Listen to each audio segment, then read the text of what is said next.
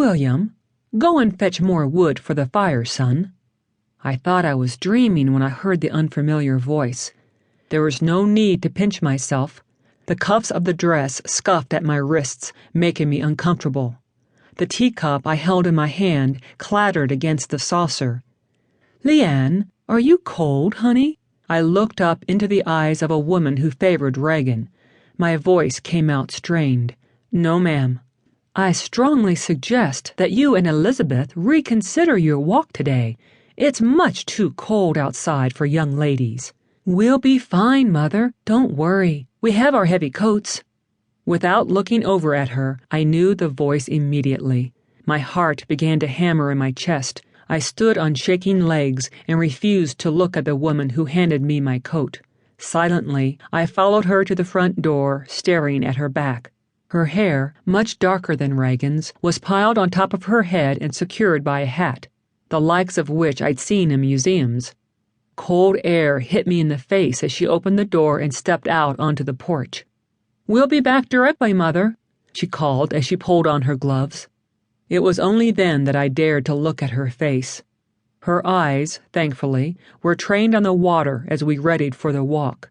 "You're very quiet today," she said softly as her eyes darted my way. "Are you having feelings of regret?"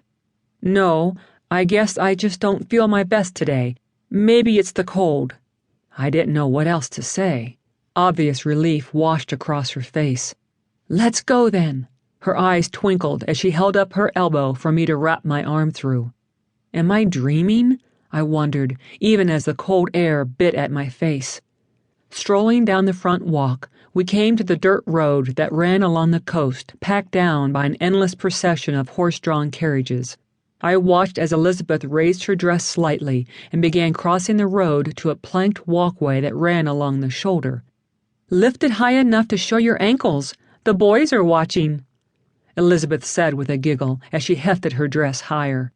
I remembered my grandfather telling me once that when he was a boy, he and his friends would go to the train station hoping to catch a glimpse of an exposed ankle as the ladies disembarked from the trains.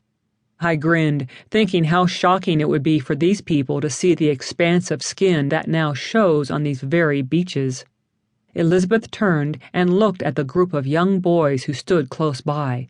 They all tugged their hats low to cover their eyes and looked away, trying to appear innocent. She looped her arm with mine as I joined her on the boardwalk, and we strolled east, turning our backs to the afternoon sun.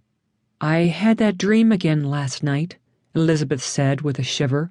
Not knowing how to respond, I simply glanced over and waited for her to continue.